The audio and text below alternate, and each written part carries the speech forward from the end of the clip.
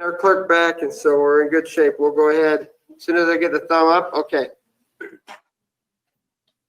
Good evening, and thank you for joining us at our city council meeting tonight. We'll go ahead and get started. Wendy, could you please call the roll? Adamson? Here. Bray? Here. Cheatham? Here. Thurman? Here. Ortega? Here. Stevenson? Or Stevens? My apologies. You're muted, Chris. Chris, you're muted, but she is here. Sorry, I'm here and that was close enough, and I'll answer to anything that's not vulgar and is close.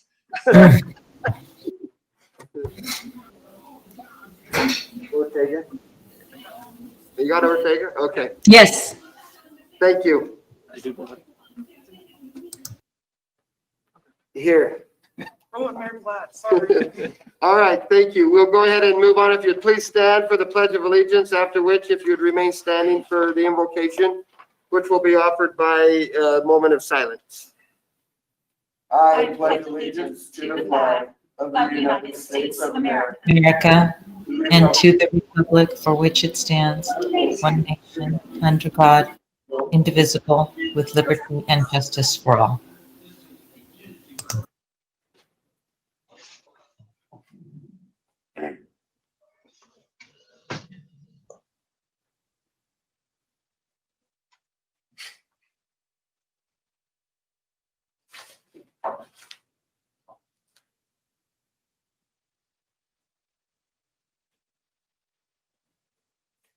Thank you.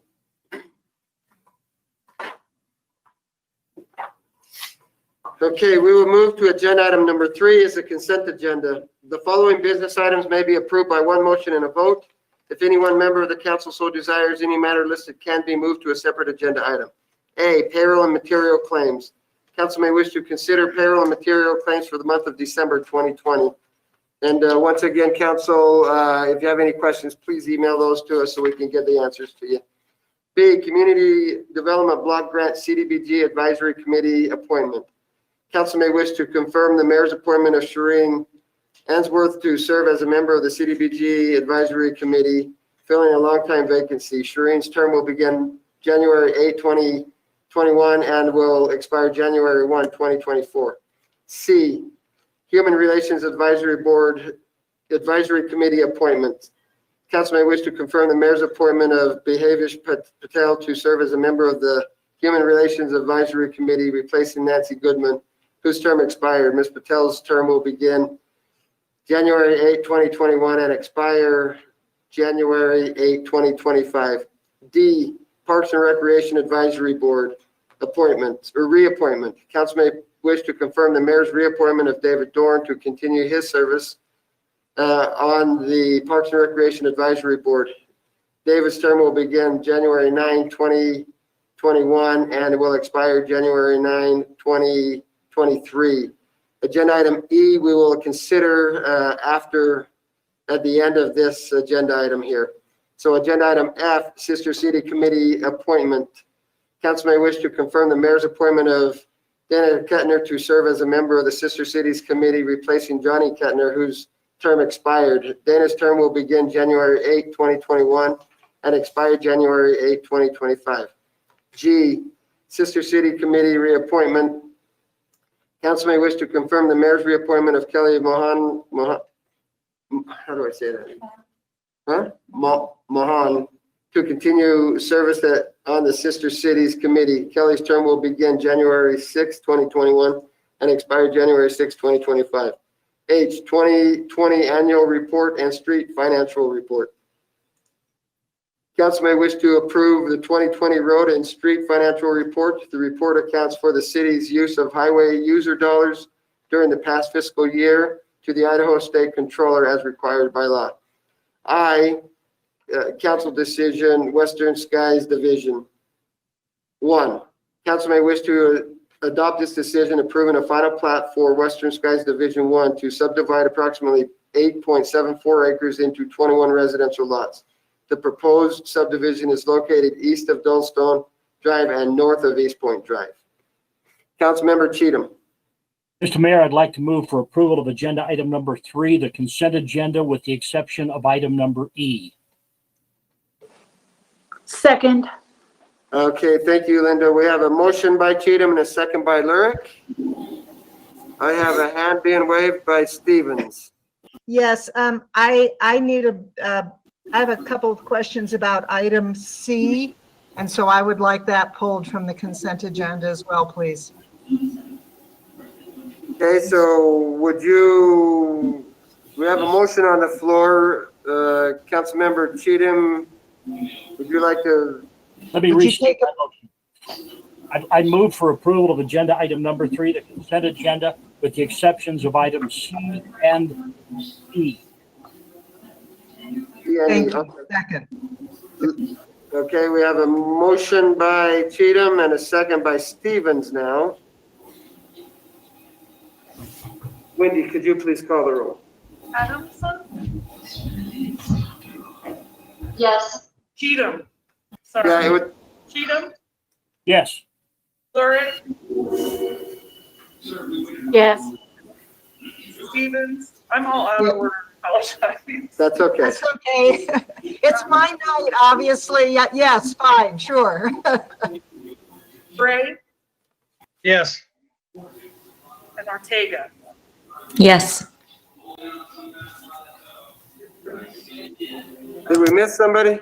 Out of order, but I think you got all of them. Okay, perfect. Okay. sorry. Then let's back up here to agenda item C, Human Relations Advisory Committee appointment. Council may wish to confirm the mayor's appointment of Behavish Patel to serve as a member of the Human Relations Advisory Committee, replacing Nancy Goodman, whose term expired. Ms. Patel's term will begin January 8, 2021 and expire January 8, 2025. Yes. Councilwoman Stevens, you have a question. I have a question. Yes, I just need a quick clarification. Am I correct that we have two members of the Human Relations Committee currently that are part of the same extended family, being Raj and I want to say Muhammad? Are they not related? No. I'm confident they are not related, but that is something we do not ask. Okay, all right. Well, I'm just concerned about having too many members of one extended family on an advisory committee that is intended to represent the entire community. Sure, understandable. But yeah, they are not, I am confident they're not of the same family. They're from different countries. Okay, all right, great. Because, you hear all kinds of information that is correct or not. And then is this current appointment related to anybody else on the committee? There again, I don't know the answer to that question. I don't ask the question whether or not they're related or not. And so I can tell you I don't believe so, but I can't guarantee that they aren't. But I'm pretty confident that they're not. Not something that we ask. Okay, all right. Thank you. Yep. Council, how would you like to proceed? Council President Adamson. I move to approve the appointment I guess it's not in the consent agenda anymore, or is it still item C? Item C. Second. Second. Thank you. We have a motion by President Adamson and a second by Cheatham. Wendy, could you please call the roll? Adamson, Yes. Cheatham, Yes. Gray, Yes. Lurick, Yes. and Ortega. Yes. You want Stevens? Yes. Thank you. Okay, thank you. Now we will move to agenda item E, Pocatello Development Authority. Let me get back to E. Authority appointment. Council may wish to confirm the mayor's appointment of Jim Johnston to serve as a member of the Pocatello Development Authority, replacing Chad Carr, who resigned. Mr. Johnston's term will begin January 8, 2021 and expire May 1, 2024. Roger. This is a hard one for me because I appreciate Jim and respect him, but at the same time, I wonder what we're doing by just going to former council members and putting them on. That's kind of an unusual precedent for us, especially when there are some undercurrents in the community about how this person may benefit from some of these positions by giving information and things like that. I just, people are tired of realtors continuing to dominate on a lot of these boards and these actions. Okay, Heidi? Heidi? Yeah, when I got on the council, it was to replace Craig Cooper, and he immediately went to serve on the Sister Cities Committee. So we've definitely had former council members that have participated in advisory committees and still do to this day. And honestly, I can't think of a better person to serve on the PDA because Jim Johnston has been at those meetings and is aware of the history, and so he can step right in and be a real asset to that group. But he's also a person that wasn't, well, I put this delicately, he has been instrumental in not just supporting Pocatello, but also Chubbuck, and would his interest be confined to just Pocatello? There's a whole bunch of stuff that I'm hearing from people there. And I thought I would only be doing my due diligence to bring that up tonight so that the council would be fully aware of what is going on in the undercurrent in our community. So I've got Chris and then Claudia. So let's go Chris, then Claudia, and then Rick. So I think it was last week, I met for a couple of hours with Mia Kate, the new CEO at Bannock Development. And when I arrived, I mean, which was not a problem for me, you know, no, Jim was there and asked if he could sit in, which of course I had no problem with.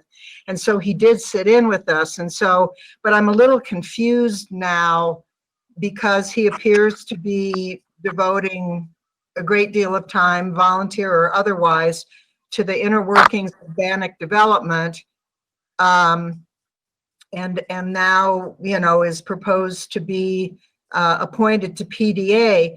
One of the most interesting parts of that conversation was Mia Kate brought up the observation that she believed economic development in this location in Bannock County and Pocatello would really, she was quite adamant about needing new blood, new vision, new participants.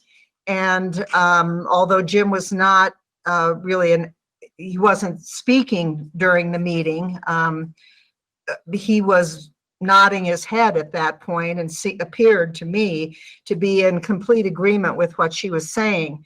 And so based on the fact that presumably she's speaking for the perspective of her board, and Jim seemed to be in agreement with what she was saying, I feel inclined to say, gosh, if that's the advice of our new Bannock County Development CEO, let's follow it and let's go out, spend a little time shaking the bushes and see if we can find some new blood. And that's not to diminish any of the many contributions that Jim has made to this community over the many years that he's been a public servant and just a community volunteer and contributor. Okay, thank you. Claudia. I'm gonna echo what Roger has heard, because I've had people talked to me about the appearance of impropriety. They're confused because Jim spoke on behalf of Bannock Development. Now he wants to jump over to PDA.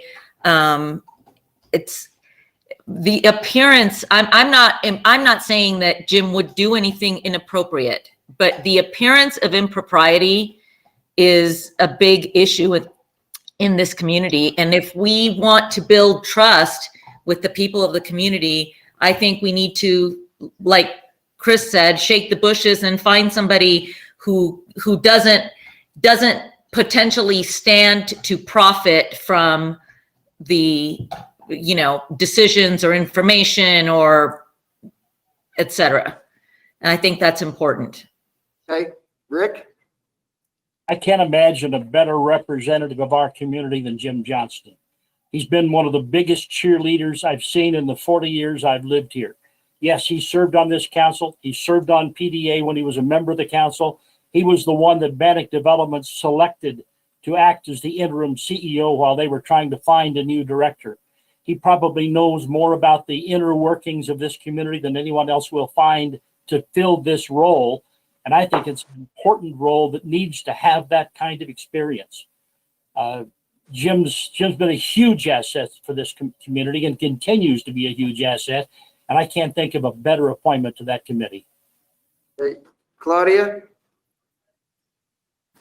Jim is definitely an asset to this community, but given the latest article in the Journal, I don't believe that he's the best fit for economic development in our community at this point, because he's not looking at the real reasons why economic development is hampered in this town.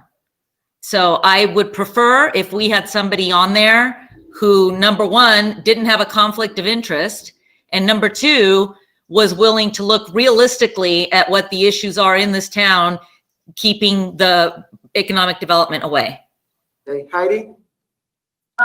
The question is not whether he should be an economic development CEO, but it's whether he could be a member of the PDA, which is Pocatello's urban renewal agency. So that's it administers urban renewal and TIFs, not economic development. And that's essential, but that's still economic development. You can call it something else, but it's still economic development. And Let me TIFs tell you- more so. Let me tell you what we did and I did with this, because this came available in the time that Chris and Claudia were excited about being able to go out and shake the bushes and get new people involved. And then this came opened, unsolicited. Jim applied. 2 weeks went by, nobody else had applied. So I opened it back up for 2 more weeks so that you would have another 2 weeks to be able to recruit somebody to be able to come in and do this. We did not receive any more applications, and so we moved forward with it. So we had a month to find somebody to do it, and Jim had applied for it. And I agree with Heidi and Rick that there couldn't be a better asset and a better cheerleader for our community. And I don't see a conflict of interest personally on this one, but that, just so you know where that came from and how this all happened. So we got Chris, then we got Claudia, then we have Linda. So I just had a conversation with Ann this afternoon because I take your request of us, Brian, that we go out and shake the bushes. I mean, you said that one of the difficulties is there aren't a lot of applicants during one of our meetings, and requested that maybe council, or suggested that maybe council could play a more active role. And I've been trying to do that, and I've been working on the Human Relations Committee because I'm familiar with that one and I kind of know more what's happening. But I talked to Ann about the fact that for me, I need to be a little organized. And so I asked her for a copy of her tracking sheet so that I could know, okay, looks like, a position is going to open up on Committee X in 3 months, okay, or 2 months. That gives me some time I don't have to just quickly think out of my back pocket. And Anne explained to me how the system works and that there isn't just a sheet like that she can send me, but we talked about a process that would make it, would give council more time, and we wouldn't have to be kind of functioning off the cuff as much as we do now.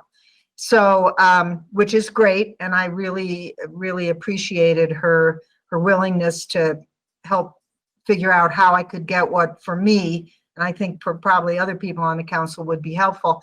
But that really doesn't. So that kind of speaks to your point, that it wasn't, I mean, it was over the holidays. I know it was October 29 was when it came out. It's, we were in the middle of mask discussions. I mean, I need, so I personally would really like some more time to see if we can't explore this a little more thoroughly. Okay, Claudia? Well, I agree with that. I feel like I need a heads up so that I can actually make contact with people, think about who would be appropriate and make contact and try to get other people interested. So, but that aside, I don't understand how Jim is not going to have a conflict of interest. I just don't understand how any of you can tell me that there's no conflict of interest. And I think that we need to select someone who won't have a conflict of interest. Okay, thank you. Linda? Sorry, I was muted. I think, and I can't remember whether it was Heidi or Rick, but somebody made the point that the PDA and what they're tasked with is very different than Bannock Development Corporation. And I think that's an important point. I think PDA is not economic development. It's not they play a part in supporting that, but they are not going out doing economic development. So to me, those are two very different things. So I don't think we're, putting Jim on how to put this. I don't think we're choosing him to do economic development. I think we're choosing him for a different role. I also think that he is very qualified for that role and has a lot to offer and bring to the table to it. I don't see that is a conflict of interest, and I don't have a problem with it. Okay, Chris? Yeah, I guess I'm a little confused because PDA was intimately involved in the development of Northgate, which obviously is a TIF, and yet Northgate was touted it's as economic development, having an IT park, bringing jobs, and so the overlap between PDA's activities and at least some economic development projects seems to be significant. Okay, Claudia and then Rick. So ultimately, I feel that it is our jobs to listen to the people that we represent. And if, like Roger says, there's an undercurrent in the community, then we have to listen to that. Whatever our personal feelings are aside. Nobody's questioning Jim's qualifications or his capabilities at all. But I'm just saying people are not really happy with a realtor developer in this position. Okay, I've got Rick and then Heidi and then Roger. Mayor, I'd like to make a motion to approve agenda item number E under the consent agenda, the Pocatello Development Authority appointment of Jim Johnston. I will second that. I have not had a single person reach out to me, and we have not received any email correspondence or written correspondence from any concerned members in the community indicating that they have an issue with it. Okay, I so would- I have a Before we motion. vote, I have a motion and a second on the floor right now. Roger has something to say, so Roger. before we vote, when we were doing the TIF district for Northgate, there were many, many people who could not follow the process of recusing, unrecusing because of perceived conflicts of interest. And so to say that there are none, that does not mirror his record in his role with our development authority as a council member. And so I really think that we have to listen to what people are saying as well, because perception is a great part of our development authority. It is called the Pocatello Development Authority. It's not called the Pocatello TIF District Manifestation Group. It does loans to businesses. It works with businesses to help them be secure. There is a huge part of this, unless the role has changed since I was on it. It was very much an economic development group. Okay, so thank you. We have a motion by Cheatham and a second by Adamson. Wendy, could you please call the roll? Cheatham, Yes. Adamson, Yes. Bray, No, Lurick, Yes. Ortega,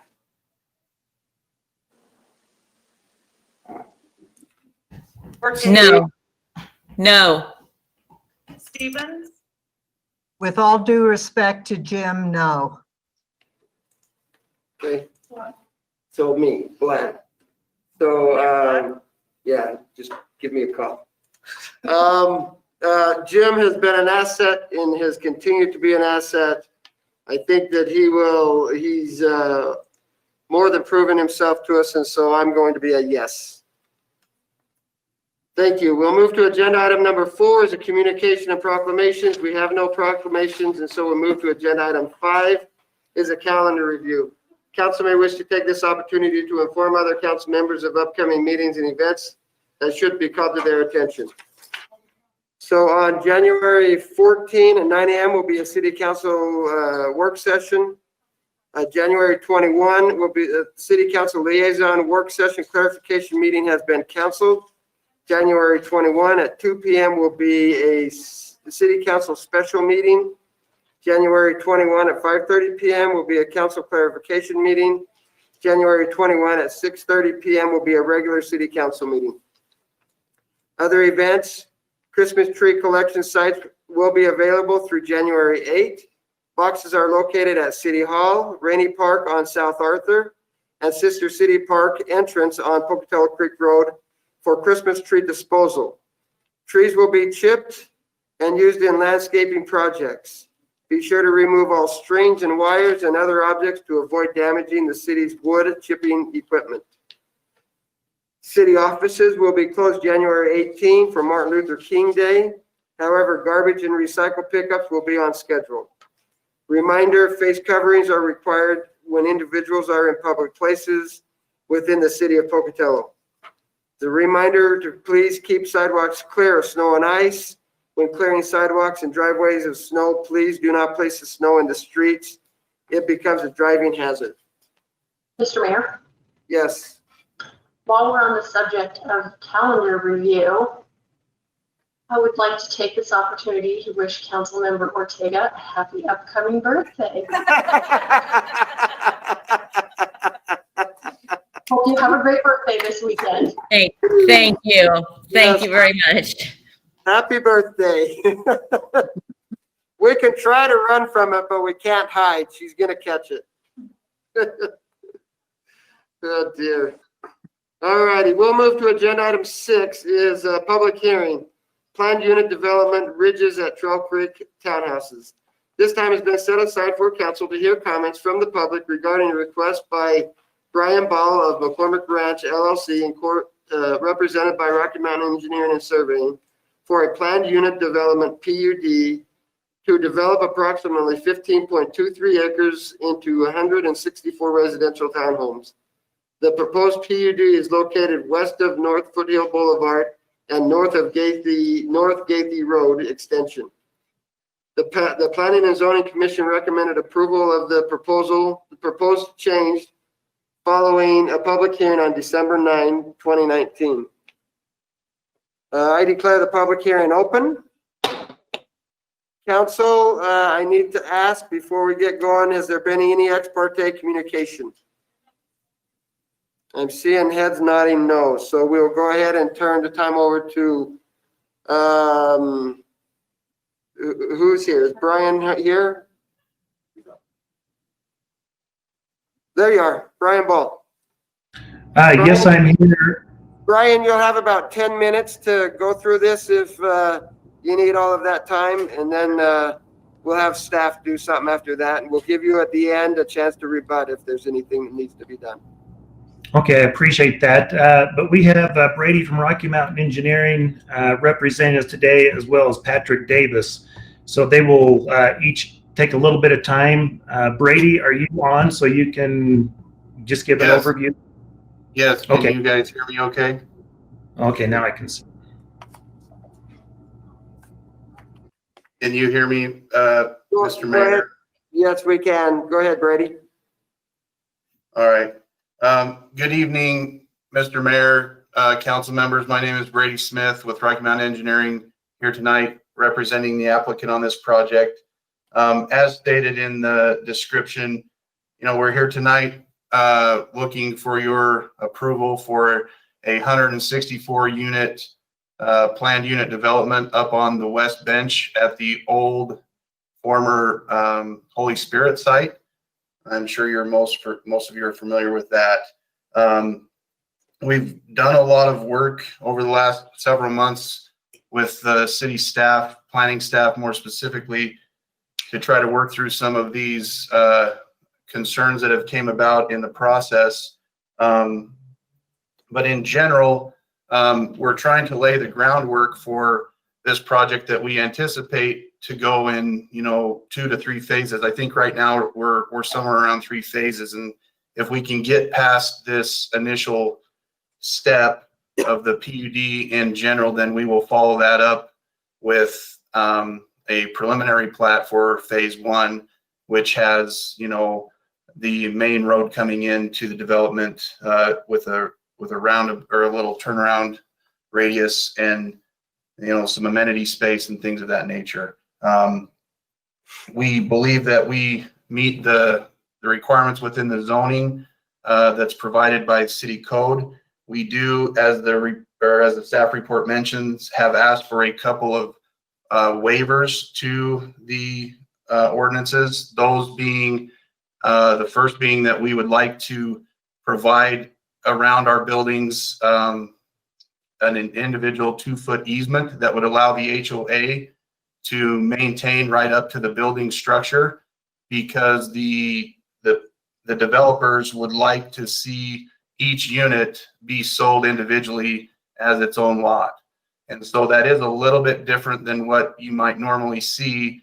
But the way that this is intended to be laid out in kind of its open state is much more, conducive to their vision. And so doing that, there was some concern about eaves and overhangs and things like that protruding out into space that might be considered not accessible. And so this easement that would then be showing up on a forthcoming preliminary plat would take care of that and allow us to let the HOA manage landscaping, snow removal, anything that they need to right up to the buildings, because this is really intended to target, a market where people can just go into their house and live without having to really worry about anything else. They'll have amenities and, a clubhouse where they can do some other things, but in terms of maintenance and other things, that will all be taken care of by the HOA. The other requirement that we've been asked, or that we are asking for, is that because of the nature of the lots that I just described, we don't have a traditional, quasi setback, so to speak. So we don't really have front facing roads that will be dedicated to right of way. whereas we actually have driveway space, parking space. We have our main entrance that comes into the project, and that will be dedicated to the city. And we're more than willing to have and make sure that our buildings, set back appropriately that way. And we want to make sure that our buildings are set back appropriately from the outer boundary of the entire development. But we're just asking that internally that we can kind of maintain that open nature that we have a vision for, and ask for that waiver to the setback requirement as it pertains to each unit inside of that kind of master plan layout. Beyond that, we have made sure that we've notified all of the appropriate neighbors. There has been some feedback from those neighbors on different conditions that have came from the staff report, most specifically to fire access. And I know that's going to be a hot topic probably in the public hearing portion of this as people get up and talk. So I wanted to kind of give you our position on that right now, and then maybe that'll help shed some light on things that come up on the testimony. But in the early stages, just to give you a quick background, we had an intention to try to get a secondary access that was considered. The problem that we had at that time was that currently there's no land. The connectivity that wouldn't be needed to provide that secondary access is not under one ownership of our client. It's owned by other neighbors, and so to secure that was still a work in progress, and it's still an ongoing work in progress, which you'll hear about later. On this item and maybe even the item 10 that's coming up. But as we got talking about it, and as the condition states, we talked with the fire department, and there is an option to sprinkle these buildings, which was not initially the plan. That has since changed, and we are willing to sprinkle those buildings to meet that requirement. So if you pay specific attention to, I believe it's item, let me find it here, number 9 on the conditions, that are in your staff report, it talks about our options, in an and/or situation. And we're just wanting to make sure that you are aware as a city council that we have elected at this time, to sprinkle those buildings.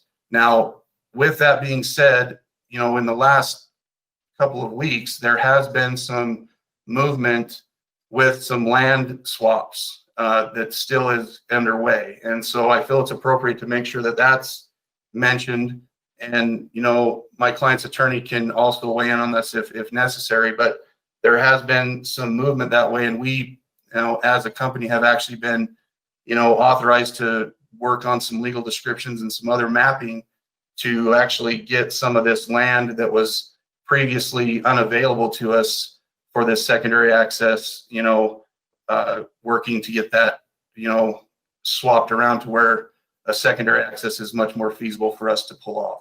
So I did want to make that statement on the record, because I feel like it's been kind of put out there that there hasn't been a lot of work with the neighbors, and that's just not true. So we want to make sure that that everyone's aware that we are making efforts. We're trying as best as we can to secure these access points, but I think it's fair to say that,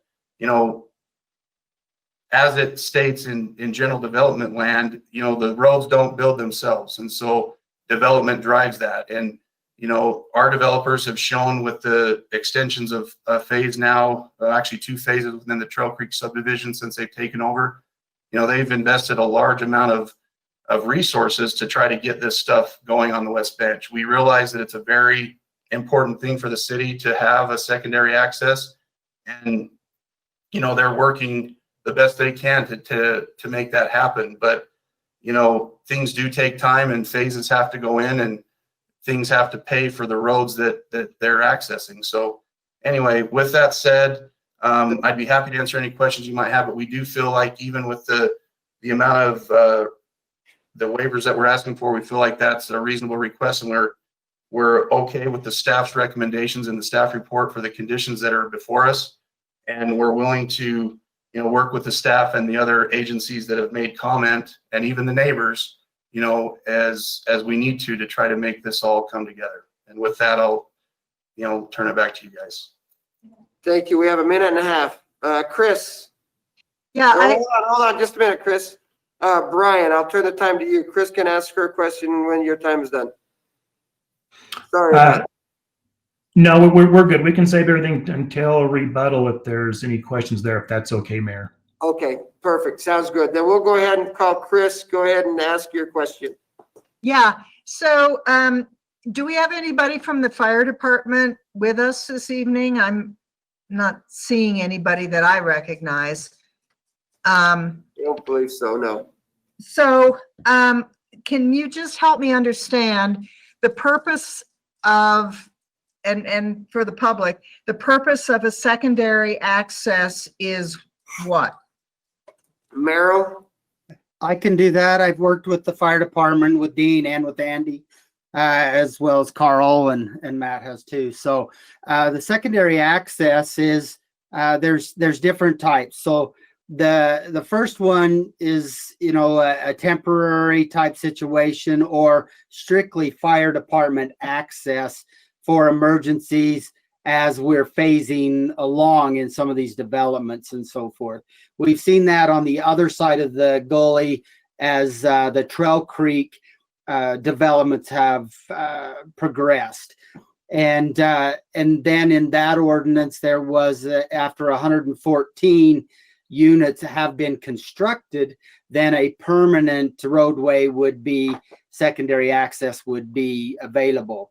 Now with this PUD, it is very similar. 30 units or more, there needs to be conditions placed, whether that be a secondary access that fire or emergencies can move out of the development in the wildlife interface areas or areas like that, or within the fire code too, that they can sprinkle these units, and then with that they can go a lot longer before the secondary access is gone by, as Brady with RMES has presented too. So the twofold too is we also look, besides with fire, after so long and so many, you want secondary access ingress. That's what is going to sell a community also, and that's where the developers are working with other landowner, as it was pointed out, progressing, that I've understood that we can have a good traffic and interconnectivity and so forth. The developers here has provided a $12,500 worth of a traffic study for this whole area, which we've reviewed and looked over, and that also shows that eventually that connections will be made and are needed.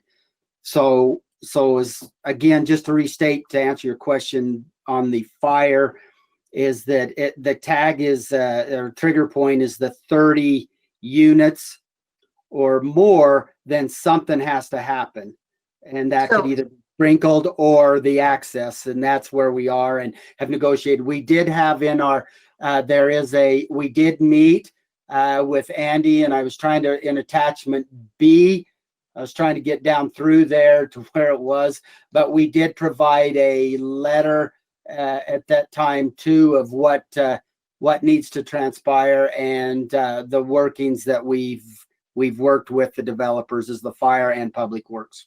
So if at unit 31, if there is no secondary access, basically development just goes on hold until they've got to make a decision at the forefront. For that, if they're going to sprinkle, as they've talked about and have committed to sprinkling from day one, they start sprinkling if they know that might delay a little longer. Now, I don't know the inner workings. That would be for Brian or Rod or RMES to answer, but that's our understanding of the city, that they're going to sprinkle these units up front and move that through. And then once the secondary access is in, they don't have to sprinkle anymore. Or if they know that they can get there, but exactly if they are moving forward and they get to 30, then stuff stops until something else is worked out, if sprinkling hasn't been done at the forefront. So how does not having a secondary, because sprinklers deal with the fire, but they Yeah. don't deal with evac, you know, and with only one access, how is the fire department going to get in and the people get out in an acceptable manner? And that's a very good question. Even with the Holy Spirit Catholic Church community, at the same thing with the rules there. They had the two axes of access of ingress and egress from the actual site to the roadway. At that point, you know, we can move it so there's no parking on one side. We've made roads and some other developments and concessions that the roadways are wider and so forth, that they can make sure that vehicles can go in, and police and stuff can evacuate out if there is some other form other than fires and stuff. They could also answer more. We have been talking about the temporary access and that. I don't know where their plans are with that there's going to be gravelled to a certain point and then paved and roadway and that. So that would be part of that rebuttal that maybe the developers could speak to. Okay. And then I know one solution sometimes, because I've talked with the fire department about it up here in Johnny Creek, is that you have, I've forgotten, I don't think this is the right technical term, but it's essentially a shelter in place.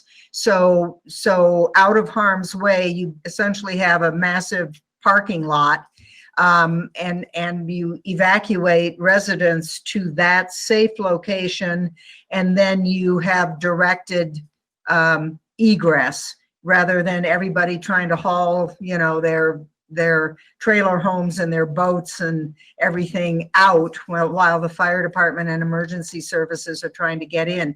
Is there any opportunity or any capacity within this development to have some kind of a shelter in place situation? Because even with one lane open, I mean, I know when the Charlotte fire happened, you know, it was a mess with two lanes open, trying to follow the evacuation orders. Yeah, that would be a question that you'd have to ask with the developers within the development themselves for that one. Okay, thank you. Okay, Am I okay to maybe help answer a couple of those questions that Councilman Stevens had? you can go ahead. I've lost control of this meeting anyway right now, so go ahead, Barry.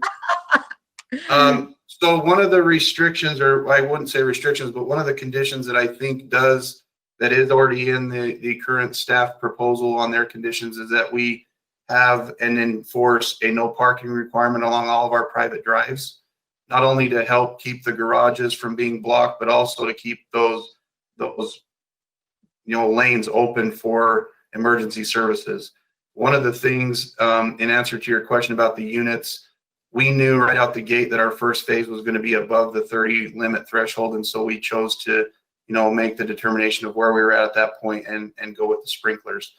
One of the advantages I think that this project, even though it is dense, we're not trying to pull any wool over anybody's eyes on that, but we do have a pretty neat feature in the middle of this development that will actually be built out in this first phase. That is a nice circular route that is on the main drive, and so we think that between the combination of the restricted parking on the access points in between the units, and the hopes that that will stay clear, that feeds out to the main drive, which also has a nice circulation pattern to get in and around for an emergency vehicle.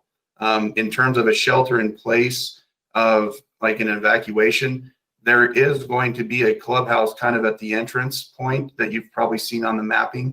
I don't know, that's a good question. I don't know that that's really been looked at in that regard, but that may be kind of by default a good place as any to maybe meet if that were the case. And so that is something that I think within the HOA, as they do their meetings and, set up their, plans of attack for how they maintain that property, that's definitely a valid point. Hey, Chris? Merrill or maybe Jeff, I don't know. Tom, my understanding is that please correct me if I'm wrong, because I'm thinking that part of the access into this development will actually become city street. Am I understanding that correctly? That is correct. Gaithy Road will become a city street, as well as the future plans that, different changes into the future, depending on how we go with reconfiguration there at Craft and everything too. So, but the actual road leading up through the gate that you've seen or there as you drive by, and that will become the city road. So are we going to have a problem because can we enforce no parking Yes, we can. there? So that won't be an issue. And then I noticed, Brady, it's probably my school teacher ears, but I heard you say, the no parking HOA requirement essentially, and that hopefully those won't be parked. And that word hopefully caught my attention because I guess, I understand once the developers are out of the picture, it's basically up to the HOA. And if the HOA says nuts to that, then we have a potential,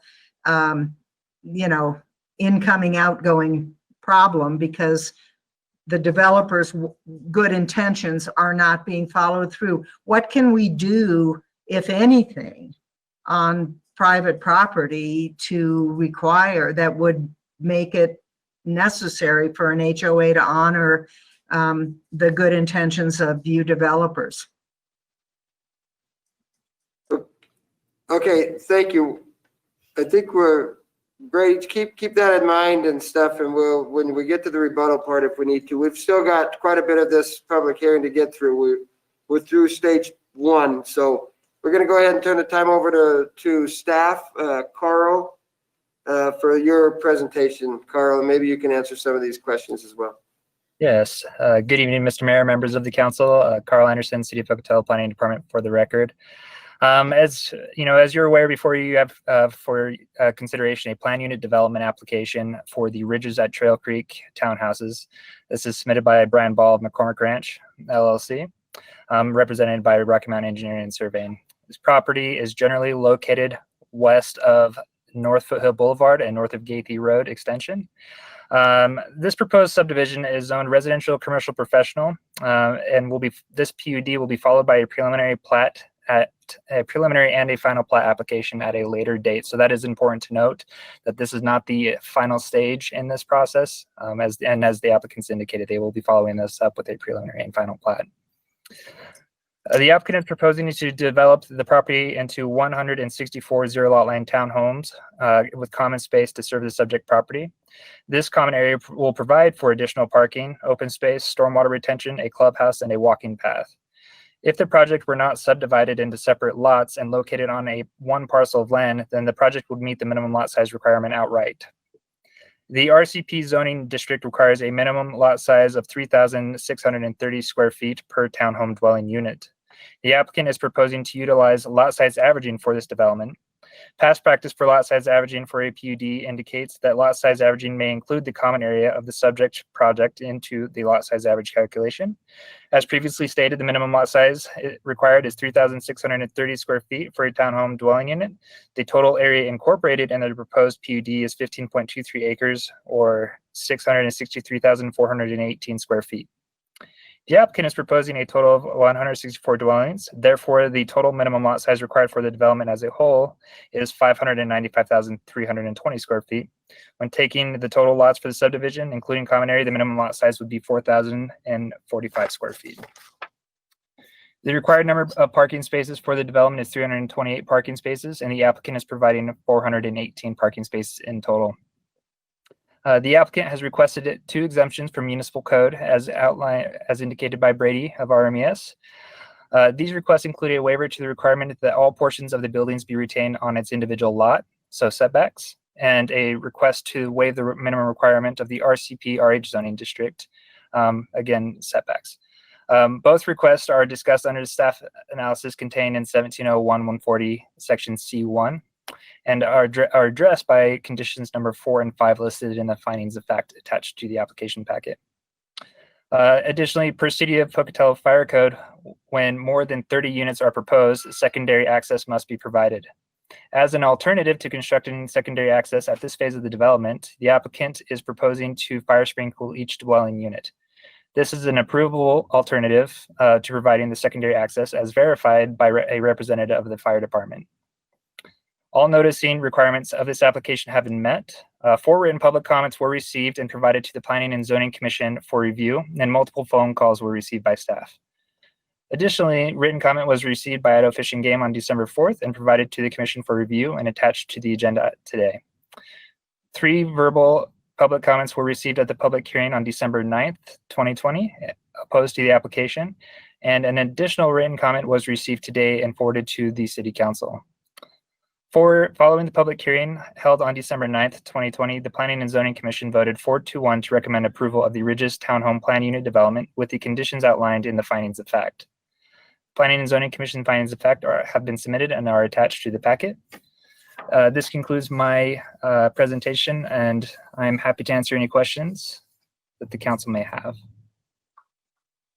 Carl, before we do that, I need to ask the clerk, have we received any correspondence in relation to this in the clerk's office? Yes, and it's been forwarded to the council. Okay, so everything that we've received has been forwarded to the council. So council, you have everything in front of you. Any questions for Carl? Okay, thank you. Then we would look for anybody supporting the application. Anybody uncommitted to the application? Any testimony opposed to the application? Okay, thank you. I will go ahead and turn the time over. Brian, I'm assuming you want Brady to speak to this, but for a rebuttal.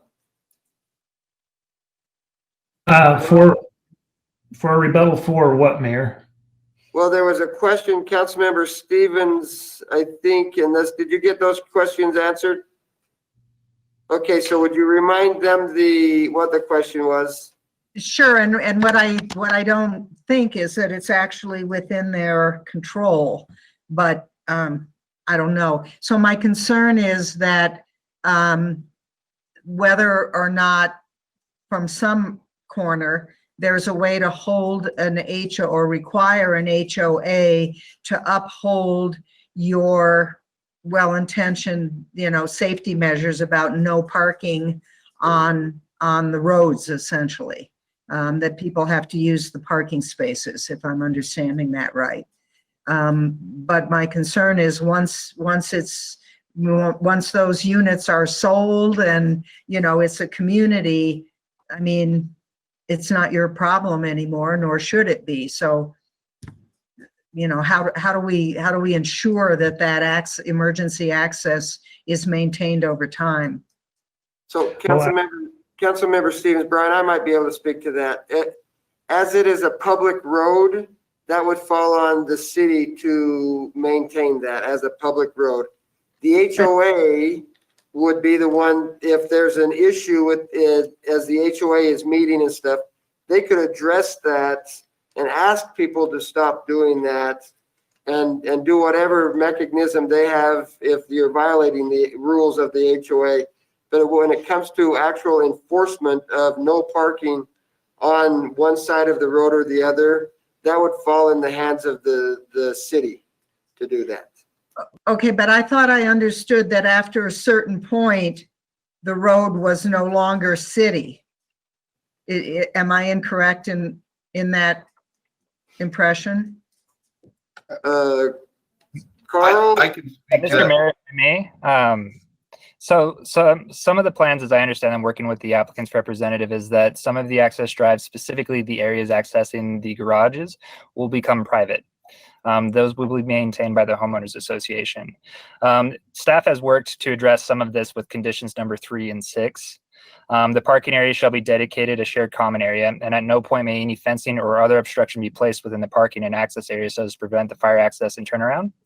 Number 6 being that the applicant shall maintain and enforce a no parking requirement along the private drive aisle that may block the private garage access where a 25-foot setback would otherwise be required.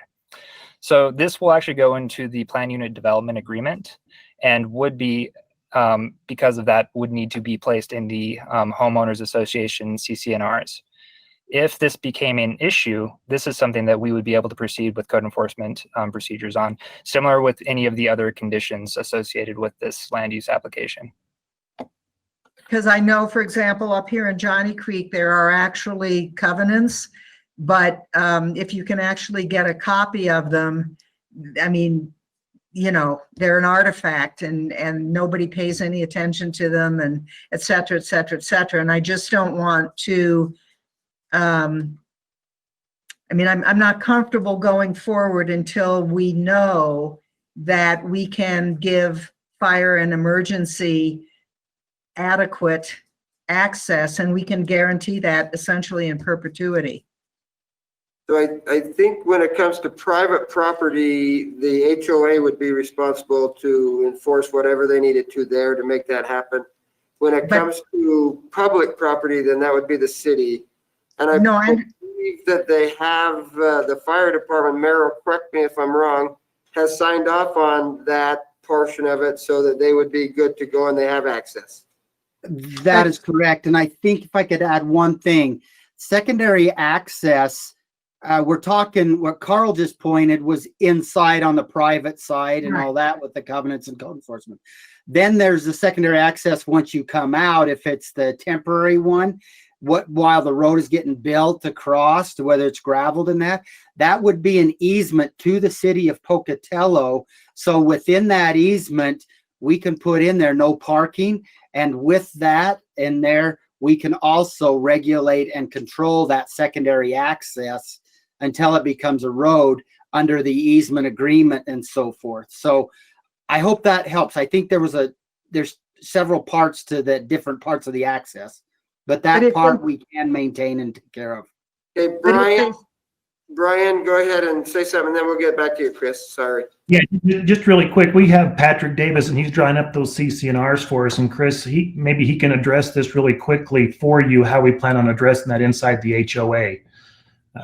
And he's on site there at the city. So I have Patrick in the room with us here, so in the council member. So I'll go ahead, Patrick. Yes.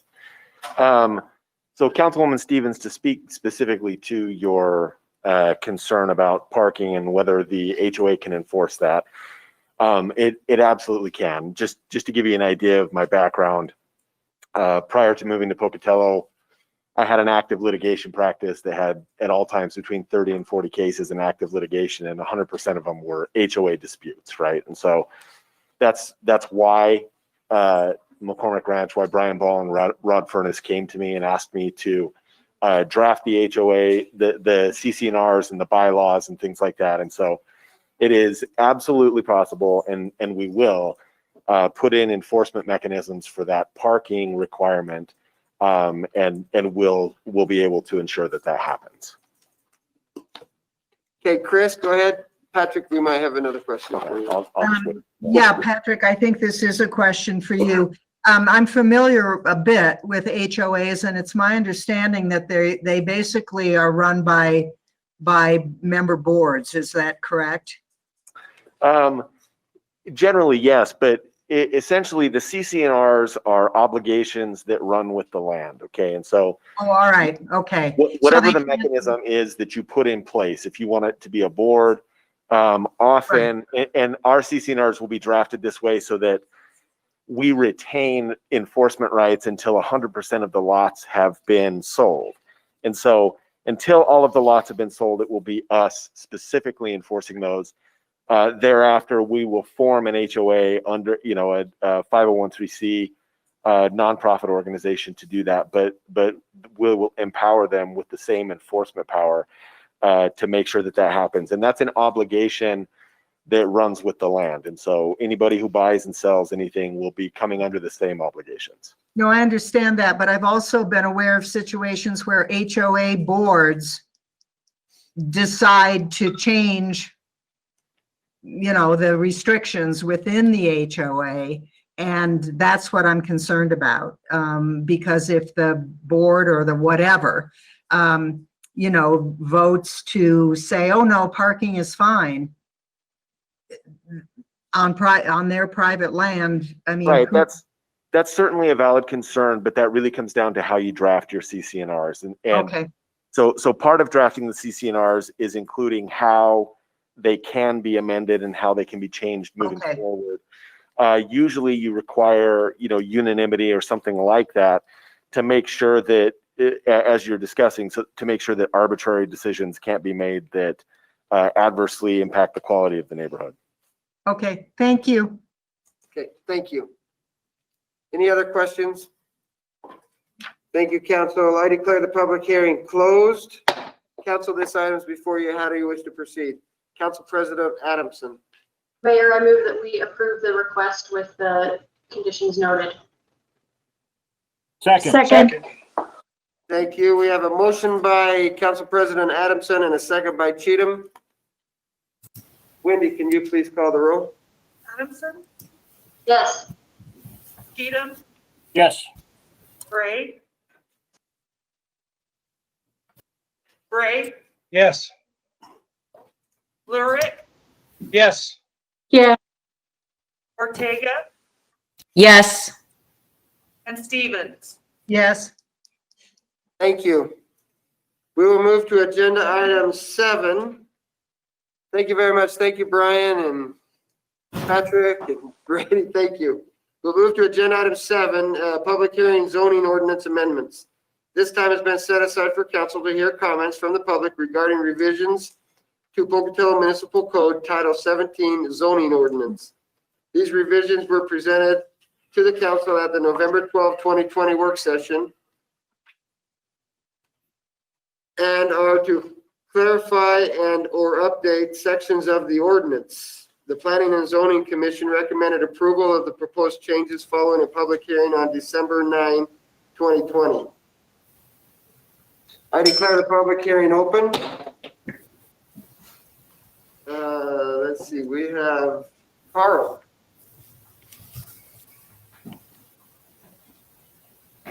You're muted, Carl.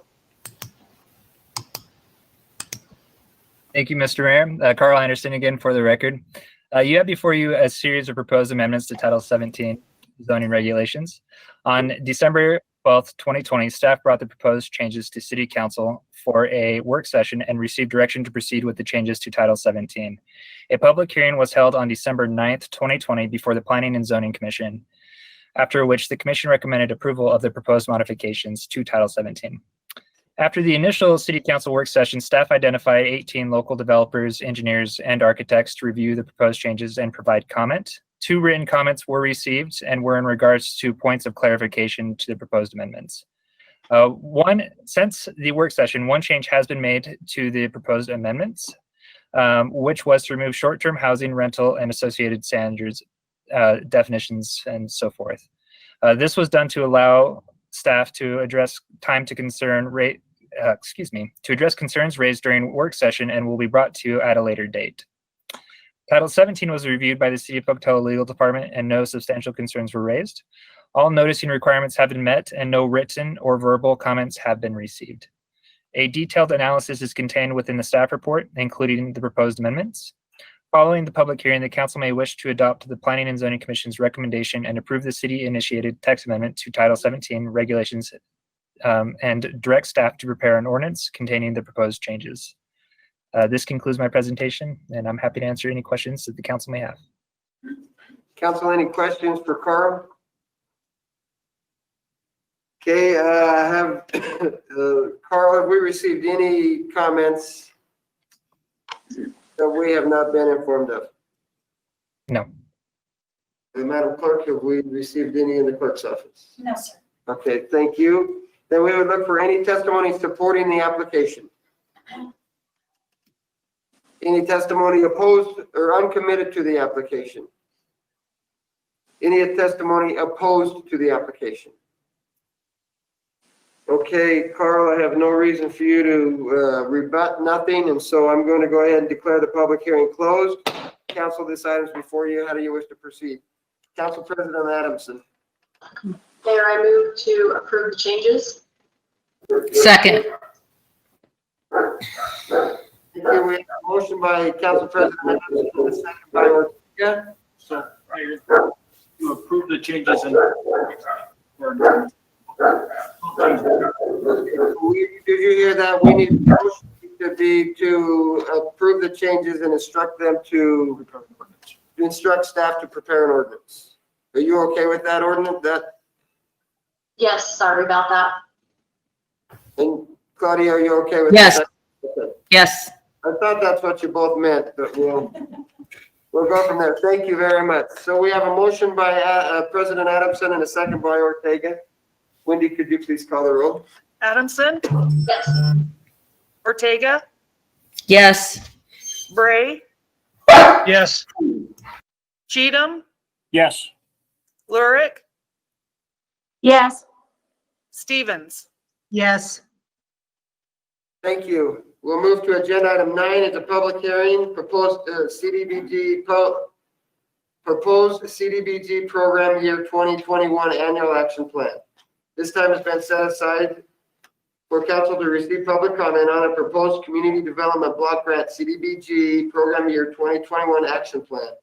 The CDBG advisory committee recently completed its annual grant application process, including with the recommendation of approval at their meeting on November 10 Wrong item. 12, 2020. A 30-day comment period began December 6, 2020 and concludes January 7, 2021. Following a public hearing, council may wish to endorse or modify the advisory committee's recommendation and authorize submission, including any public comment of the program year 2021 action plan to the Department of Housing and Urban Development HUD.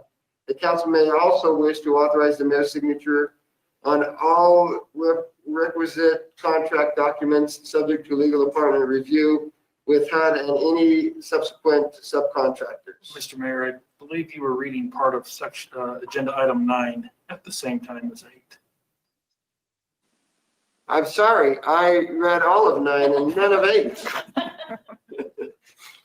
I got lost here. So we'll go ahead and move to agenda item 8, not 9. Public hearing program year 2020 CDBG action plan amendment. This time has been set aside for council to receive public comment regarding a proposed amendment within the program year 2020 Community Development Block Grant CDBG annual action plan. The amendment was reviewed and recommended for approval by the CDBG Advisory Committee at their meeting on November 10, 2020. A 30-day comment period began December 6, 2020 and concludes January 7, 2021. Following the public hearing, the council may wish to approve the amendment and authorize submission, including any public comments, to the Department of Housing and Urban Development. I declare the public hearing open. And I expect my attorney to tell me when I'm doing that the next time. Janae. Where are we? Okay. Good evening, Mayor and City Council. I am Janae Mitchell, CDBG Program Coordinator here at the City of Pocatello. As described by the Mayor, this is an oral comment opportunity to amend the Program Year 2020 Action Plan. This amendment allows us to reuse the $70,000 that was not used in PY 2020 to available to fund. Moving this money to available to fund will allow agencies to access the fund anytime throughout the program year. CDBG Advisory Committee has recommended this amendment at their November 12th meeting. Copies of the recommendation have been available at the Marshall Public Library, the Housing Authority, City Hall, as well as the website. There was a 30-day comment period that started December 6th and ends tonight with no comments. Following tonight's hearing, City Council may wish to accept the committee's recommendation and authorize to amend the submission to HUD, or do with what you will. that completes my presentation right now. And if anybody has any questions, I'd like to answer those. So any questions? So Janae, has there been any correspondence that we have not seen? Not as of yet. Thank Today, you. at 5 o'clock was the cutoff. Madam Clerk, have we sat any in the clerk's office? No, sir. Okay, thank you. Uh-huh. Questions for Janae, council? Okay, then I would look for any testimony supporting the application. Any testimony uncommitted to the application?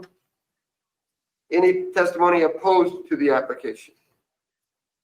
Seeing none, I declare the public hearing closed. Council, this item is before you. How do you wish to proceed?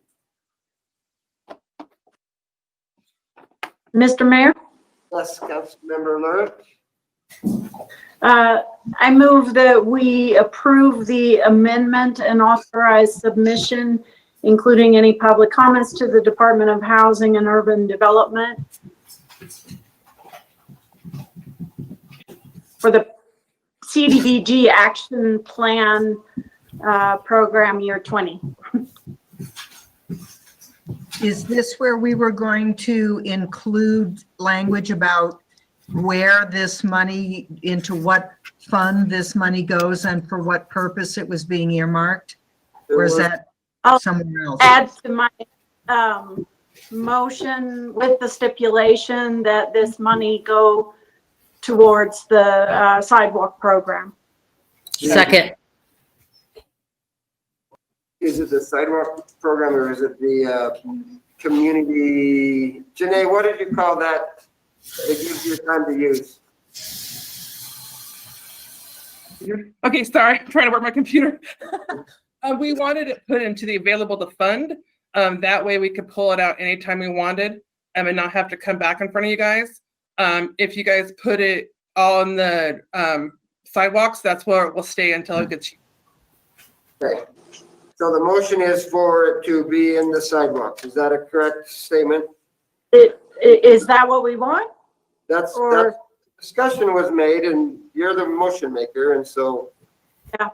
that was. I'm just asking if I'm calling it the correct thing. It sounds like Janae's saying, put it into something else. Okay, Rick's saying yes. I was saying, yeah, if you want it available to fund, anybody can come and ask me for it until March 31st. If you guys want it in sidewalks, then it stays there until we use it for sidewalks only.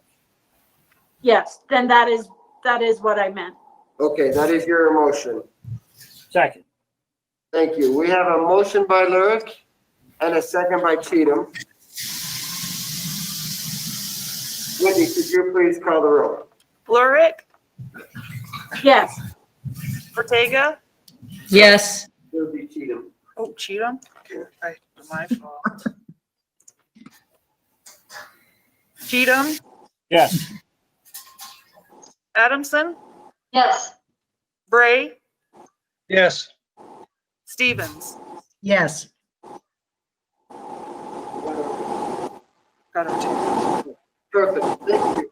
You can read 9 down. Now I get to do 9 all over again. I apologize for that. I should have just done that public hearing and then the other one later, but here we go. Agenda item 9, public hearing proposed CDBG program year 2021 annual action plan. This time has been set aside for council to receive public comment on the proposed community development block grant CDBG program year 2021 action plan. The CDBG Advisory Committee recently completed its annual grant application process, including with the recommendation of approval at their meeting on November 10 and November 12, 2020. A 30-day comment period began December 6, 2020 and concludes January 7, 2021. The following the public hearing, council may wish to endorse or modify the advisory committee's recommendations and authorize submission, including any public comments of the public program year 2021 action plan to the Department of Housing and Urban Development, HUD. And let's see, the council may wish to authorize the mayor's signature on all requisite contract documents subject to legal department review with HUD and any sub-recipients or subcontractors. I declare the public hearing open. I think we're on the right agenda item now, Janae. Yeah, sorry to mess you up today, Mr. Mayor. That was all me. I did that by myself. Hey, and they're right there together. So, Mayor and Council, I'm Janae Mitchell again, Program Coordinator here at the City of Pocatello. As described by the Mayor again, this is an oral comment period for our PY21 action plan, which Pocatello is in its 25th year of being an entitlement city. Yay. The action plan was developed assuming the same allocation as last year, which was $449,917. The federal budget has not been passed yet, so we're hoping that's what it's going to be. The Cdbg Advisory Committee has recommended a list of conditions that allows adjustments up to 25% of voting us to have to come back in front of you guys all the time. The Advisory Committee and Cdbg staff have spent a great deal of time determining that the applicants meet the qualifications from HUD. The memo in your packet outlines the committee's recommendation and is shown in the brown column of the spending summary sent to you guys. Cdbg staff made 2 recommended changes as shown in the white column. With these 2 recommended changes, it allows us as staff to meet our timeliness and be in compliance with federal guidelines. We feel this is a well-balanced plan addressing the highest priority needs to our community as identified in the city's 5-year consolidated plan. Copies of the recommendation were also on our website, Marshall Public Library, Life Inc., and the Housing Authority and City Hall. A 30-day comment period started December 6th and ends tonight. No written comments have been seen by us. Following tonight's public hearing, the council may wish to accept or amend the funding recommendations and authorize the plan submission to HUD, as well as authorizing the mayor's signature on all contract documents, subject to legal department review. This concludes my presentation. I will stand for any comments you guys have. Thank you. Any questions? Okay, then I have one for Madam Clerk. Have we received any comments in the clerk's office? No, sir. Okay, thank you very much. Thank you, Janae. Then I would look for any testimony supporting the application. Any testimony uncommitted to the application? Any testimony opposed to the application? Seeing none, I declare the public hearing closed. Council, this item is before you. How do you wish to proceed? Councilmember Bray. Mr. Mayor, I move that we accept the proposed CDBG program year annual action plan, including staff additions, and that we endorse or authorize submission of public comments for program year 21 and the action plan to the Housing and Urban Development. And we authorize your signature on all requisite documents, subject to legal department review. Second. Second. Thank you. We have a motion by Bray and a second by Ortega. Wendy, could you please call the roll? Bray, Yes. Ortega, Yes. Adamson, Yes. Cheatham, I fail to see how we're improving the public lot and expenditure of dollars by paving parking lots. No. Bluritt, Yes. Stevens, I have to ask a question. I don't understand the ability to make amendments later because I'm a little concerned about the allocation proportions, kind of like Rick is. Okay, so Janae, can you explain very quickly the ability to make amendments? Well, if you guys approve this right now, the only amendments that we would be able to make is if people don't spend the money in the timeliness that we had to right now with the $70,000. But also with approving this how it is right now, that would be $383,803, which leaves us with $66,114. And we also usually get program income about $31,000. So that leaves us with available to fund of a little over $91,000 that can be allocated throughout the year with approving all of these that's on the piece of paper for you. So amendments right now, if you approve all of these, I would only have to come into you for an amendment if my stuff does not get spent. So with reservations, yes.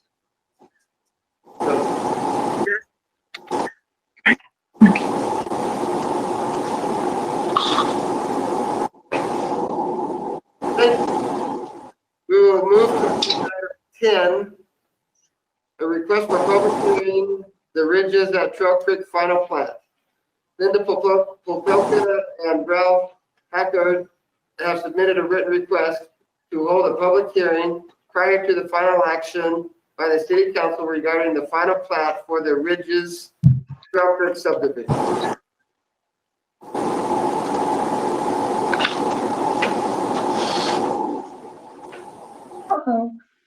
Council?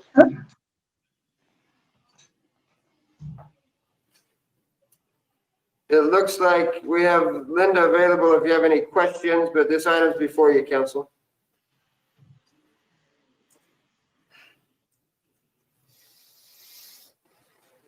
Are we able to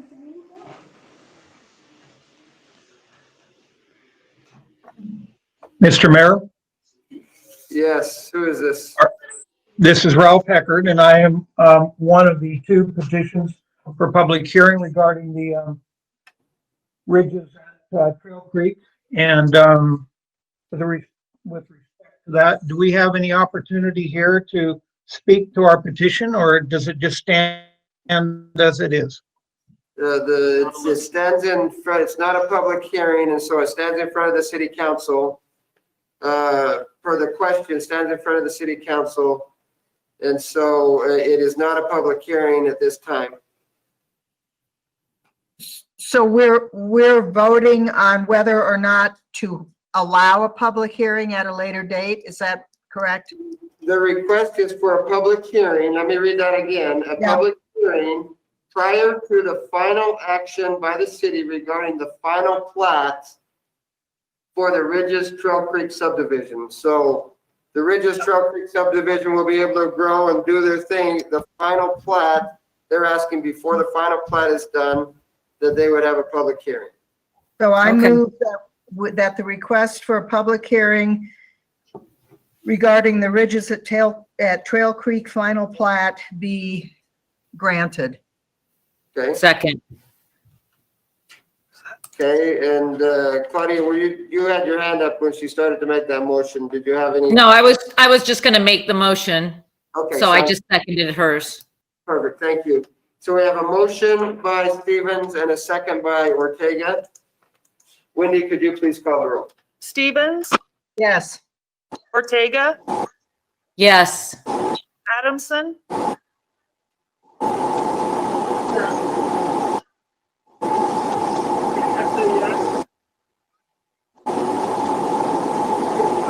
Background noise here, so we can't hear you. Council President Adamson, did you say yes? Yes. Okay.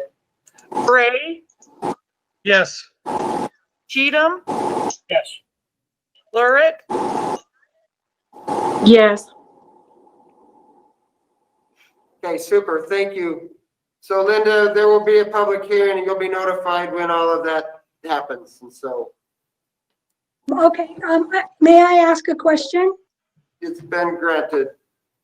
Right now, I'll just have you, I'll refer you to talk with Merrill in the planning, or the engineering department.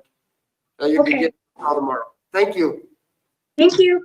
We'll move on to agenda item 11 is the final plat Crestview Estates Division 3. Council may wish to consider a request from Satterfield Realty and Development Incorporated, represented by Rocky Mountain Engineering and Surveying, for a final plat application to subdivide approximately 13.48 acres into 23 residential lots. The proposed subdivision is located south of Monson Street and northeast of Mariah Way. Staff finds the proposal compliant with all applicable standards with conditions.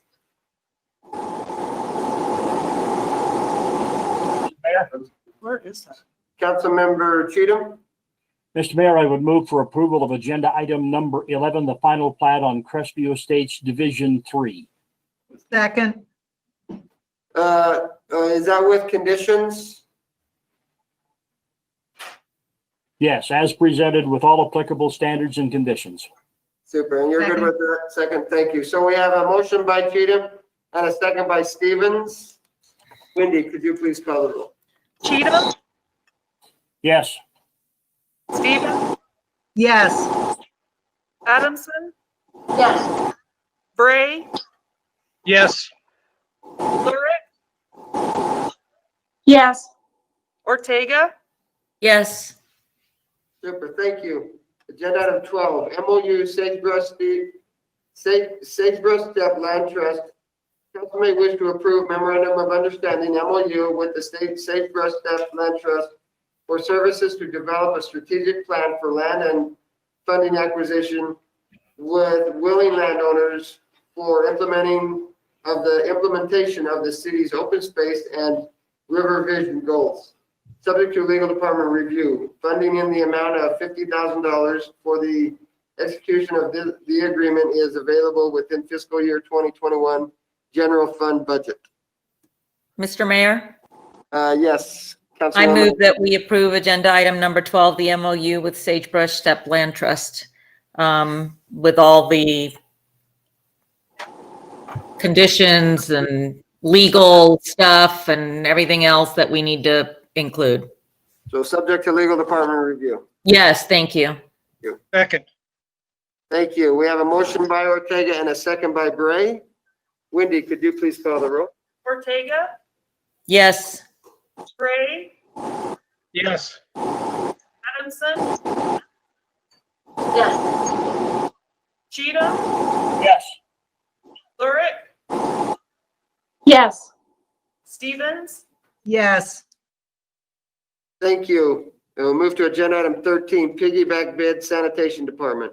Council may wish to consider a piggyback bid on a 2014 City of Pocatello sealed competitive bid for refuge carts with Rare Rig Pacific Company. The sanitation department will purchase carts by the truckload throughout the year as needed. This expenditure will be approved. It has been approved in the sanitation department fiscal year 2021 budget. If approved, council may wish to authorize the mayor's signature on all applicable purchase documents. Councilman Bray. Mr. Mayor, I move that we approve the piggyback bid for the sanitation department of refuge carts, and that we authorize you, the mayor, to sign all applicable purchase documents. Second. Thank you. We have a motion by Bray and a second by Cheatham. Bray, Yes. Cheatham, Yes. Adamson, Yes. Lurick, Yes. Ortega, Yes. Stevens, Yes. Thank you. Agenda item 14, grant request IDPR Recreation Trails Program grant application. Parks and Recreation. The Trails Working Group and Portneuf Greenway Foundation request the City Council support for submission of 2 grant application under the IDPR Recreation Trails Program. And if awarded, authorize acceptance of the grants and authorize the mayor to sign, subject to legal department review, documents related to the grants, and upon completion, accept ownership of the trail and bridge. A, Brennan Trail extension to North Main, an extension of the Brennan Trail from the end of the existing trail to the North Main extension. Cost of the project is approximately $40,000 with a required match of 25% or $10,000, which will be funded by the Portneuf Greenway Foundation. B, pedestrian bridge over Portneuf River from Millward Mile Trail to Sacagawea Park. Construction of a pedestrian bridge over the Portneuf River, connecting a new trail with Millward Mile Trail to Sacagawea Park. Cost of the project is approximately $200,000 with a required match of 25% or $50,000, which will be funded by the Portneuf Greenway Foundation. The City of Pocatello would have full ownership of the trail and pedestrian bridge upon completion. Mr. Mayor, Yes, Councilman Cheatham.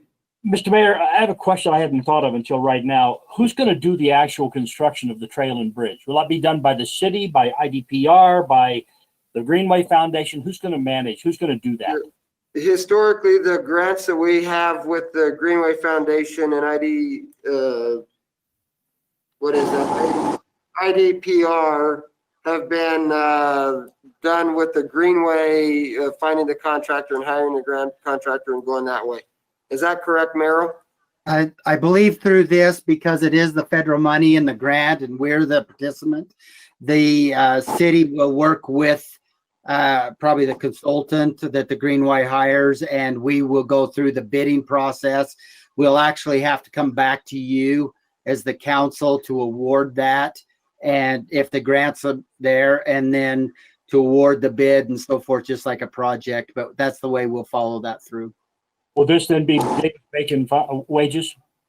Yes, it probably, well, I'd have to check with the Parks and Rec grants. It may not be, but if it was the federal highway, the others, it might be, but I can't recall if this is Davis-Bacon or not. Thank you. Thank you.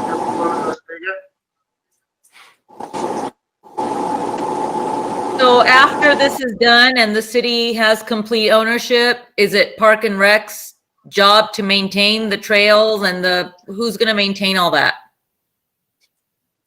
John, go ahead. Yeah, good evening, Mayor and Council. John Banks, Parks and Recreation Director.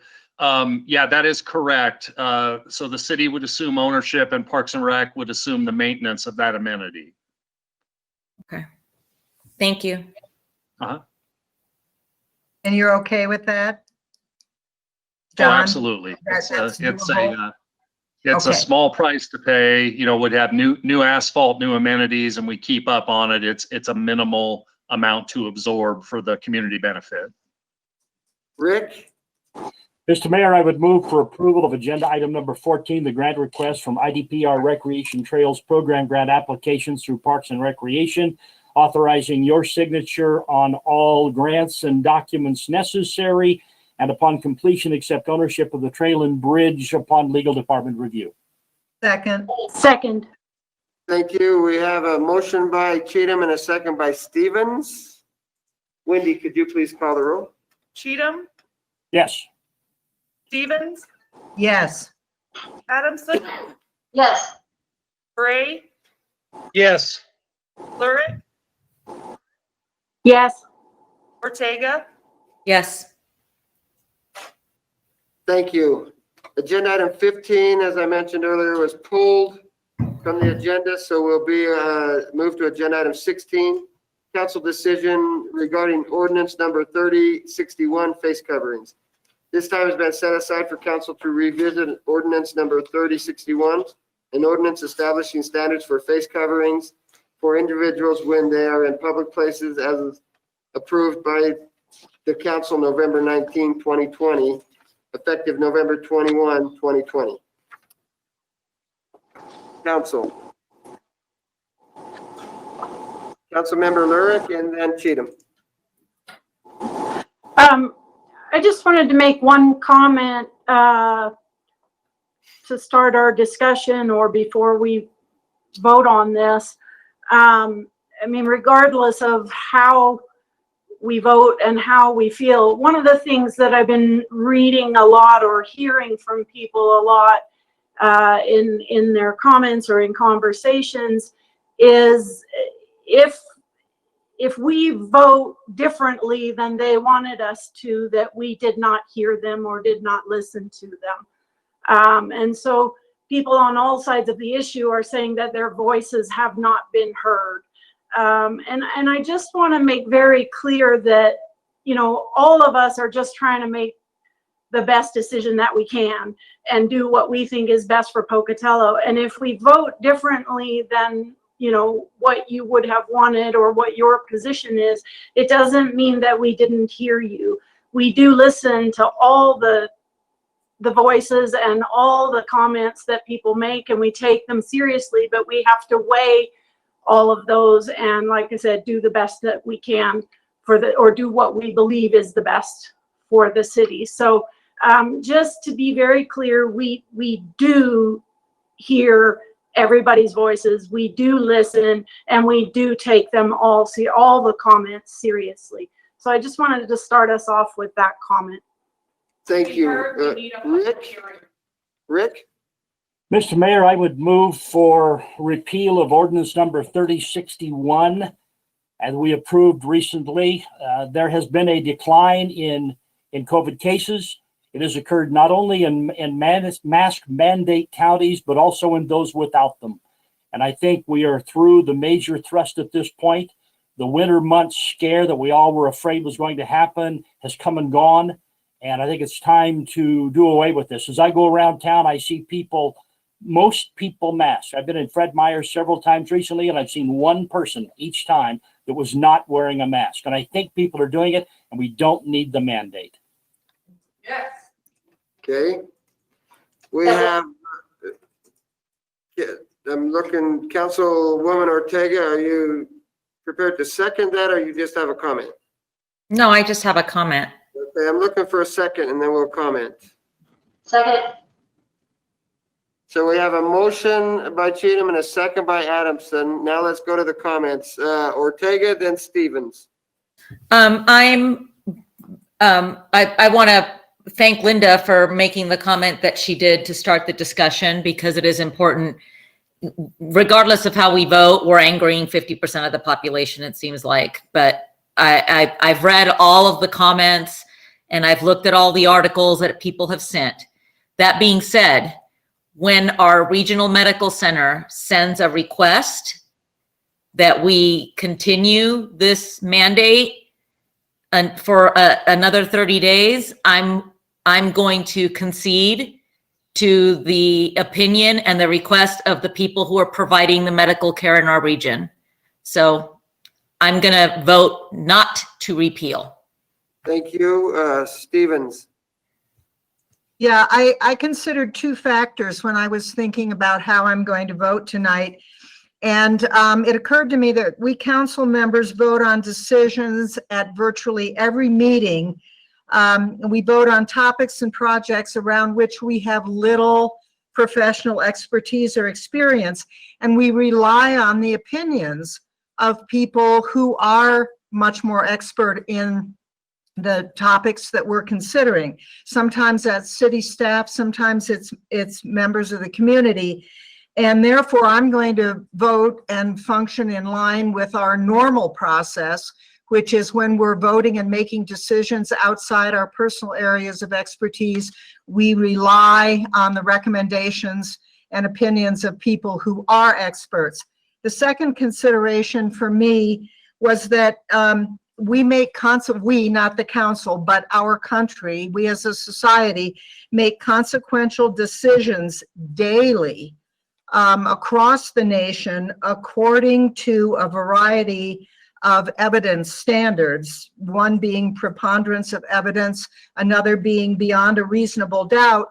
Neither of these standards require 100% agreement among experts to be considered valid. So therefore, I'm going to use the opinions and recommendations voiced by the preponderance of local medical experts to guide my vote. And I will vote against repeal, and I will vote in support of continuation of the mask mandate. Okay, Roger? I've got two dimensions to what I'm going to say. First thing is, we haven't had time to get away from Christmas and New Year's to really know what things are doing. The mask mandate, as we got an email from a physicist who charted what's happening, has, in his estimation, has done a lot of good. And whether it's the mask or the devotion to take on this pandemic strenuously, we can't determine, but there is a definite decline. The other part of that is that decline has started to indicate a trend upwards again. We're up about 66% from our low of just a few days ago in terms of infections. So I'm going to vote for that. The second part of what for the mask. Second part of what I need to say is, I appreciate what Linda said. You all got the email where I was accused of being rude and unprofessional and all of that stuff. I want to say, I believe I was very professional. I was very skilled at listening, but I was bothered by both the call and the email. At the beginning of the conversation, I listened. I listened to her assumptions about whether we read emails or not. I listened to her assumptions of why wearing masks is unnecessary. I listened to her opinions on how they infringe on people's rights. But I courteously informed the caller that I intended to vote for the mask ordinance to continue tonight, knowing that it's not a cure-all, but it is an ingredient or a tool that is critical in our fighting the spread of COVID in our community. From there, the conversation went south. I was accused of being insensitive, uncaring, hating children, wanting people who were depressed and wearing masks to go ahead and commit suicide. That's not where I was at. My wife happened to be present and overhear my side of the conversation. When I was able to get off the phone, she replied, "Who was that person?" And then she went on to say, you know, I really noticed how you struggled to be able to have any part of a conversation with them. You seem to be being talked to, not talked with. Now, that's all I'm going to say, because everybody's entitled to their opinion. And what I would simply point out is that there are two sides to every story, and that the truth does not reside with just one person. Rick? One final comment. I believe in masks. I wear one, I carry one. If I leave the house, I'm wearing a mask, unless I'm driving my car, and then it seems foolish. I believe in masks. I don't believe in city government mandating what people should be doing. Okay. Thank you. Linda? I was going to comment on a couple of things. Rick's comment earlier that when you go out to stores like Fred Meyer, that you're seeing people wear masks. And I am too, almost everybody. On my recent trips to a few different stores, I've only seen, I think, one or two people not wearing masks in all of my trips. So I think they are wearing them. However, I noticed that compliance went up after we passed the ordinance. I didn't see that level of compliance before the ordinance. And that leads me to my second comment that I also, this is related to another sort of area, I guess, that a lot of people are addressing in their emails and comments and conversations with us.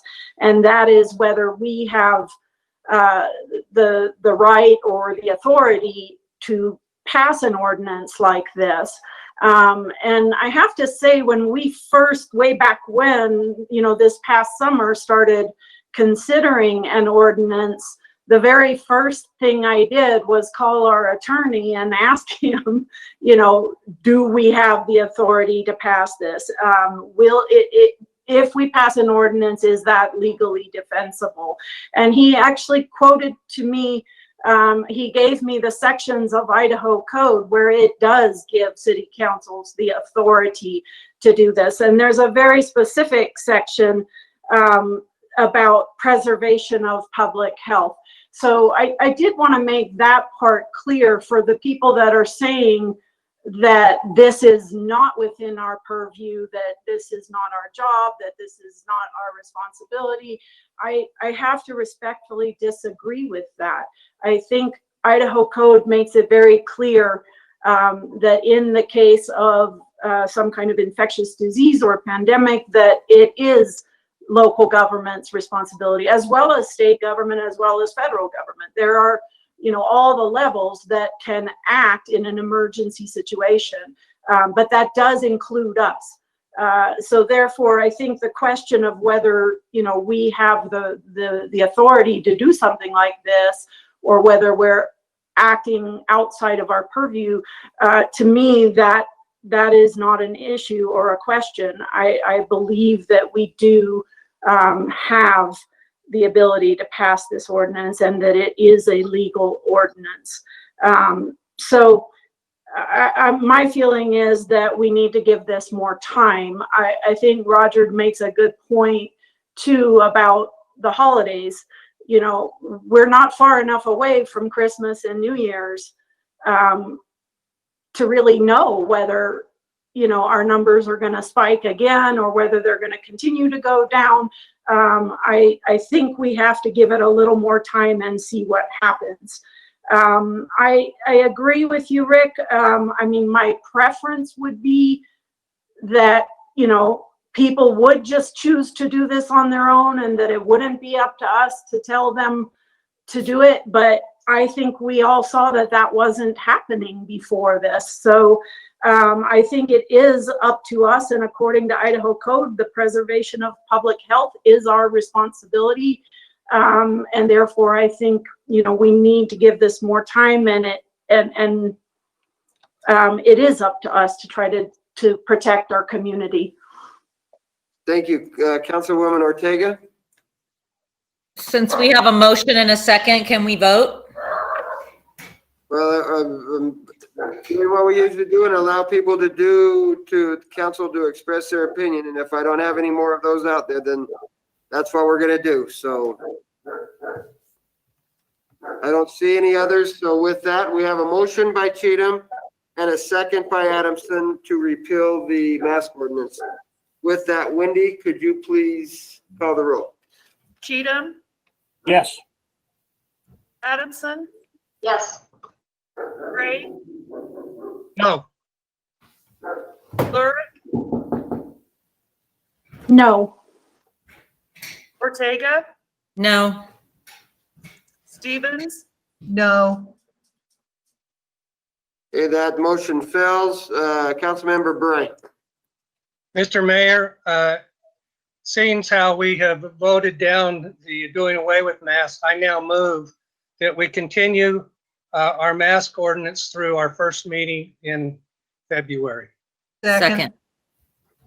So I have a motion by Bray and a second by Stevens. Any comments? So we've already done that. With that being said, Wendy, a motion by Bray and a second by Stevens. Could you please call the roll? Gray, Yes. Stevens, Yes. Adamson, No. Cheatham, No. Lurick, Yes. Yes. Ortega. Yes. Okay, thank you. That motion passes. So this item will be on the council agenda in February, on the first meeting of February. Then we'll move to agenda item number 17 is the State of the City address. This time has been set aside for the annual State of the City report. It is a long report, so please bear with me here.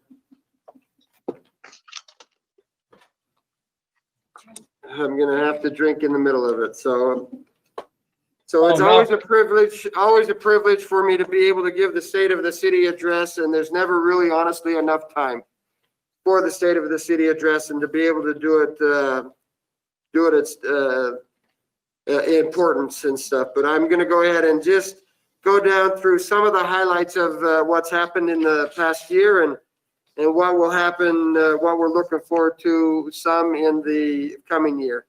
This will not be all, but it's definitely some. We've got 21 pages to read, so when I say it's long, it's definitely long. At Pocatello Regional Airport, Frigitech broke ground on a 280,000 square foot cold storage facility with operations expected to begin in the spring of 2021. On the airfield side, multiple improvement projects, including pavement rehabilitation, a new concrete pad for heavy aircraft, and more were completed in 2020. 2 new private hangars were also completed and a third is under construction. In 2021, airport staff are planning to install a one-of-a-kind origami art exhibit in the terminal building and complete a 10-year master plan for airport growth and future site development. 2020 saw the Animal Services Department implement a new community cat program with the help of Best Friends Animal Society. Through the program, Animal Services staff set traps in areas of the city with known community cats or stray colonies.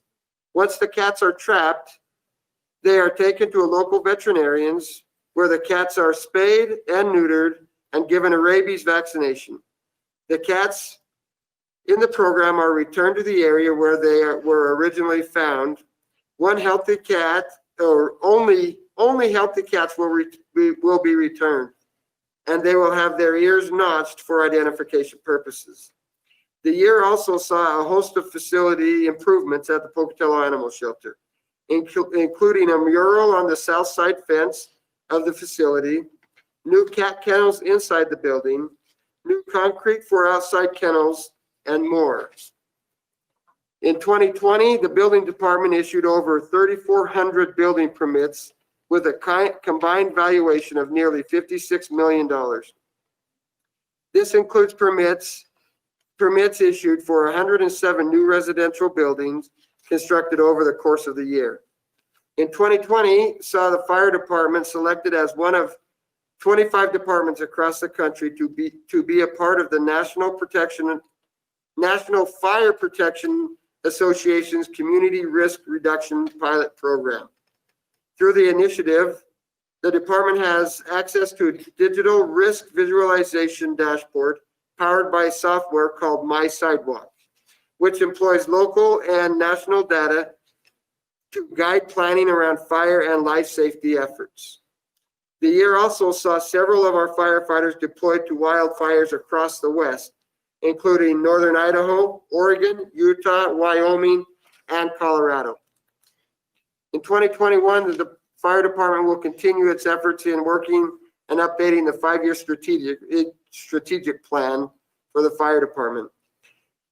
The information technology department in 2020 saw staff provide support for numerous online meetings as the COVID-19 pandemic forced the city to move meetings into a digital platform.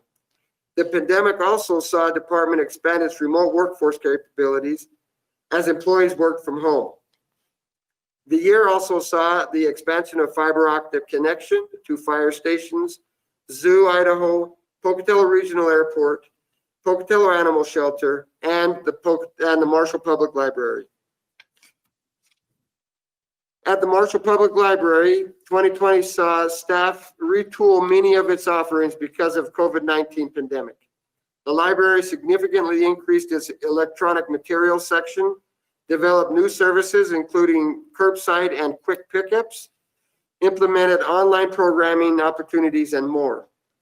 The library also made a switch to the Kona Library Operating System, providing patrons with much more intuitive interface. In 2020, Mayor Blatt awarded Pocatello's Promise of Tomorrow Mayoral Scholarship to 5 graduating high school seniors. They were given 2-year scholarships, each totaling $2,000. The scholarship program was funded by local financial institutions, along with the Pocatello Chubbuck Chamber of Commerce Foundation. In February, the City Council hosted a town hall meeting with residents. The meeting allowed residents to ask questions, provide comments, or share concerns. The meeting was met with positive feedback from those who attended. On taxes, the city levied $358,000 less tax for fiscal year 2021 than it did in fiscal year 2020. Additionally, the city also opted into the Governor Brad Little's public safety proposal for use of federal coronavirus relief funds for public safety personnel salaries. The city of Pocatello was allocated $4.9 million from the governor's program, which was estimated to give Pocatello taxpayers a one-time savings of $214.54 per $100,000 of taxable value on their 2020 tax bill. according to the City of Pocatello Finance Department. In October, the City Council said goodbye to City Clerk Ruth Newsom, who retired after more than 17 years at the city. In 2021, the department will prepare for the city's November general election and continue its efforts regarding taxes and services. Parks and Recreation Department received a great deal of help from the community in 2020. Thanks to Connections Credit Union and the Idaho Zoological Society, construction started on the Zoo Connections entrance and gift shop. The new log cabin building will house ticketing and concessions area, a gift shop, and restrooms. Construction is slated to be complete in time for the zoo's 2021 opening. With the help of Western States Caterpillar, a new Americans with Disabilities Act compliant path was developed at Zoo Idaho. The walkway is adjacent to Rocky Mountain Elk exhibit and continues south, providing ADA accessibility to the zoo's upper level. At the Ross Park Aquatic Complex, the Zero Depth Pool, and the Lazy River were both resurfaced. Thanks to Portneuf Health Trust, the Outdoor Recreation Division has new equipment to develop and maintain trails in the area, including a mini excavator, mini skid steer, and a transport trailer, and more. With it, staff was able to develop over 5 miles of trail in the Highland area and also perform trail repairs and renovation in the City Creek area. In 2021, the Parks and Recreation Department plans to bring the completed Ross Park Master Plan to the City Council for adoption. Introduce a Partnership for Opportunities program and develop additional sections at the Mountain View Cemetery. In 2020, saw the Pocatello Police Department participate in multiple community projects and efforts during the year, including trunk or treats, Secret Santa, drug take back, and more. The department raised $10,000 and received more than 200 turkeys as part of the Give the Cops the Bird Turkey Thanksgiving fundraiser. Officers were also involved in the Unity Walk, along with Idaho State University, students in response to the civil unrest happening around the country. Looking ahead at 2021, the department looks to implement body-worn cameras for every officer.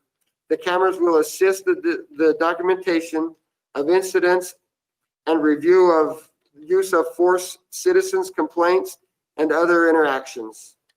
The cameras will be implemented in January as the manufacturer's production has been delayed due to COVID-19. The engineering department took home awards from the American Public Works Association and the Association of Idaho Cities for its work on Northgate Interchange, public-private partnership, at the Pocatello Creek restoration. In 2021, the department will be working on multiple lift stations, rehabilitation efforts, water line extensions and replacements on Bullock Street and Gould Street, and manhole replacements along McKinley Avenue.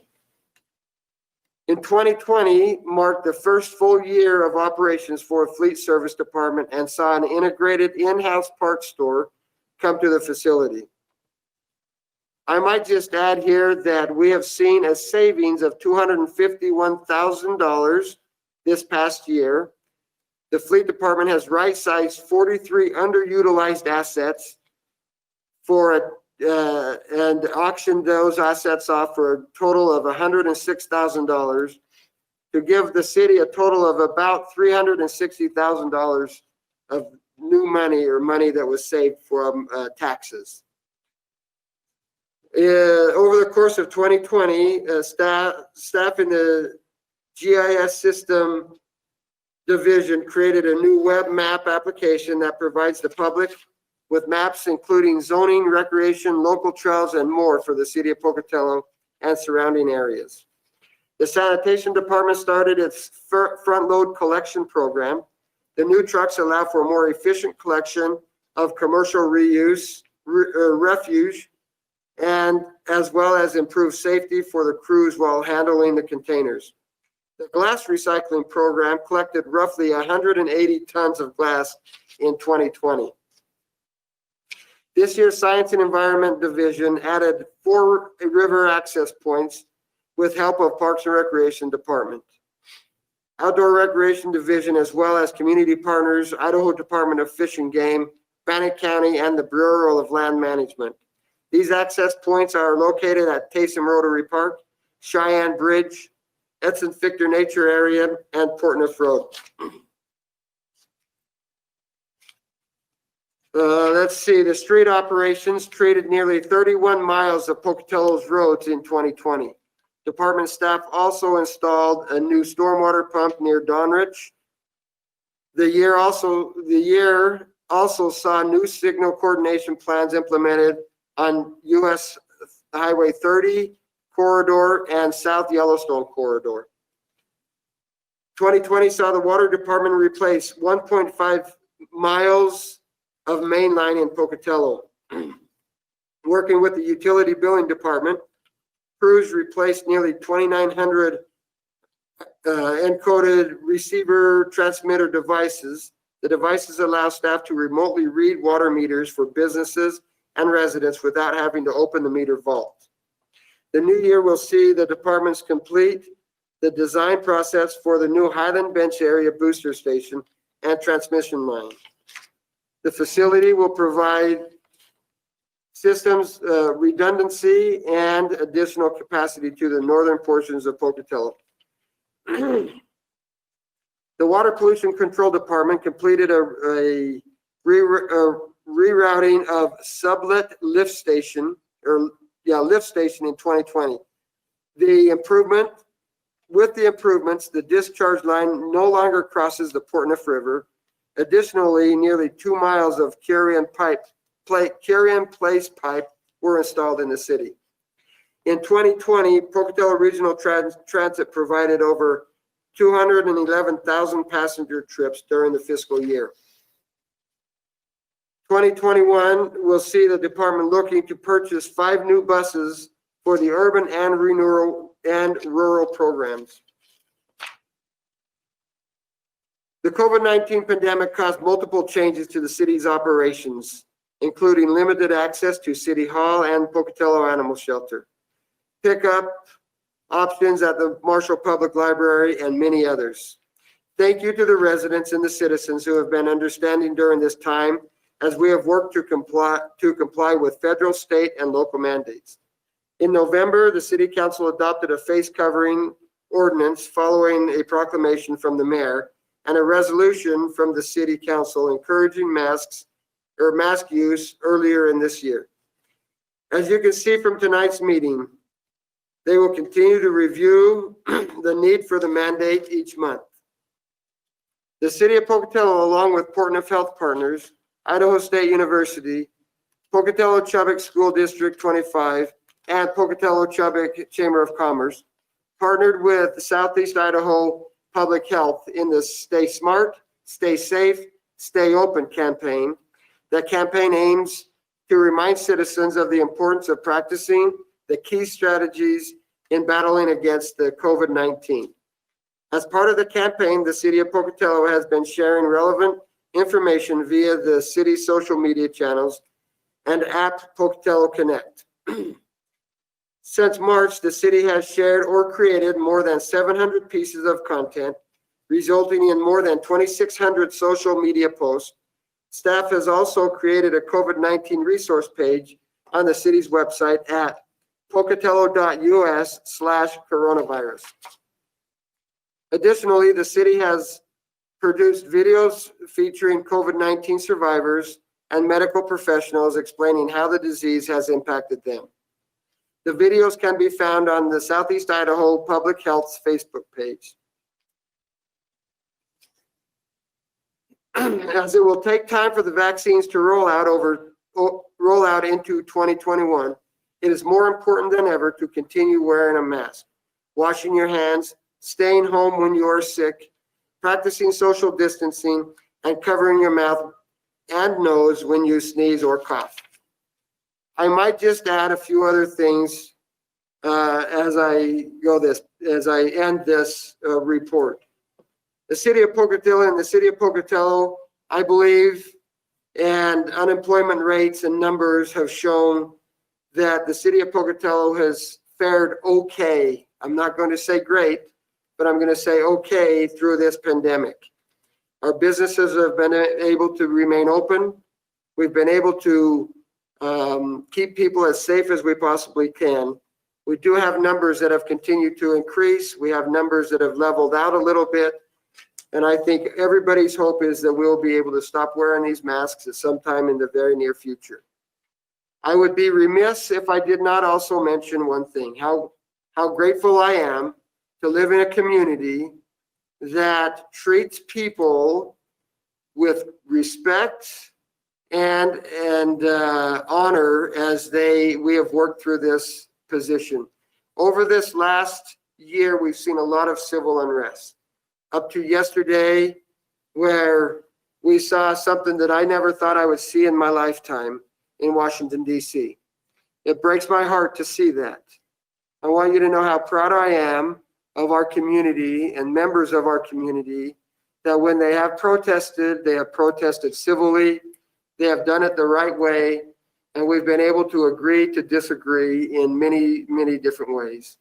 I would urge people in the last minute of this discussion to please remember to treat people as people. Please look at your neighbors, look at people and see them for who they are. They're not objects. None of us are perfect. We all know that. But as you go throughout this next year, as we continue to show the world what makes Pocatello such a great place to live, please remember to treat people as people, regardless if we agree or disagree with them. Thank you very much for everything you've done in this year and for everything that's happened as we've developed this last year in 2020. I'm looking forward. I would like to thank the council for all the work that they've done. We have not always agreed, but we've always come out with the best solution, and I appreciate being able to work with 6 of the finest people I've met in my life. And I'm grateful for that. It is not easy, and the council knows that and understands that. And I hope citizens, as you go throughout this next year, will please remember that very thing. This is not an easy thing to do. And as we continue to treat people as people, we will continue to succeed as a community. Thank you to the community for all that you've done. Thank you for your example throughout the rest of the world of how to agree to disagree. With that, thank you very much, and I will end my report. With that, we will move to agenda item 18, items from the audience. The topics of the individuals signed up to speak do not meet the criteria for this agenda item. After consulting with the city attorney, it was determined that we do not have anybody that is signed up that can, under this agenda item, speak. So with that, council, thank you very much. Thank you for a great year. I'm looking forward to working with all of you in 2021. And with that, we are adjourned from this meeting. Thank you.